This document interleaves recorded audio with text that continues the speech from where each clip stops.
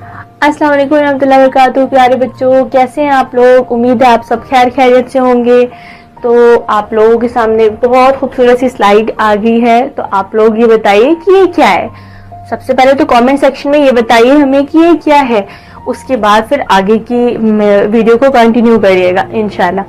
तो आप लोगों ने उम्मीद है कमेंट्स कर दिए होंगे।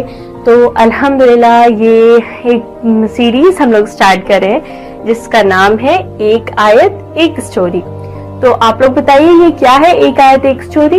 अब तक थोड़ी बहुत तो आप लोगों को पता लग गई होगी।